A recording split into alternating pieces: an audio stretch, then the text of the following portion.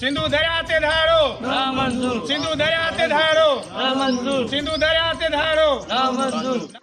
Khairpur report Aligul शहर मूजिब ख़बर share कई पिया। खैरपुर में प्राइवेट स्कूल इतिहाद तरफ़ा सिंधु दरिया ते कैनाल अॾण वारे मनसूबे ख़िलाफ़ छठी चौक खां प्रेस क्लब ताईं एहतजाजी रैली कढी वई। निसार अहमद सोमरो फयाज़ खमीसाणी अली अहमद मेमण चयो त वफ़ाक़ तरफ़ां सिंधु दरिया ते कैनाल अॾण वारे मनसूबे जी ज़िंदगी जे हर तबक़े सां तालुक़ रखंदड़ माण्हू तोड़े बचे मुखालिफ़त कई आहे ऐं पंहिंजो आवाज़ बुलंद कयो आहे। सिंधु दरिया ते कैनाल अॾण वारो मनसूबो सिंध दुश्मन मनसूबो आहे जेको सिंधी माण्हुनि जे माशी क़तलाम जो सबबु बणिबो।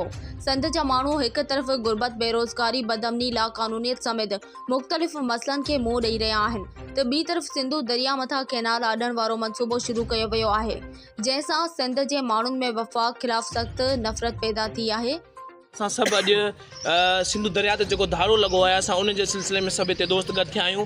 उन लाइ आउं रिक्वेस्ट कंदुमि साईं फयाज़ हुसैन खमीसाणी साहिब खे साईं जन इन हवाले सां थोरो थर जूं भिटूं जागी पयूं,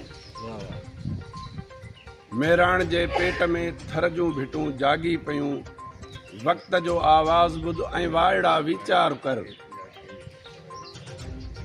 मेराण जे पेट में थर जूं भिटूं जागी पयूं, वक़्त जो आवाज़ ॿुध ऐं वाइड़ा वीचार कर।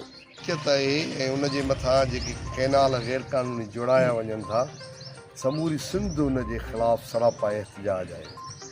अॼु बि ही प्राइवेट स्कूल इतिहाद जेको जुड़ियल आहे उस्तादनि जो, उन्हनि जो एहतजाज आहे। असीं बरमला इहो सिंध जे एहतजाजनि जी सूरत में इज़हार कंदा अचूं था त असांखे का बि ज़रई तरक़ी जेका पाकिस्तान जे अंदरि थिए थी उन ते एतिराज़ नाहे।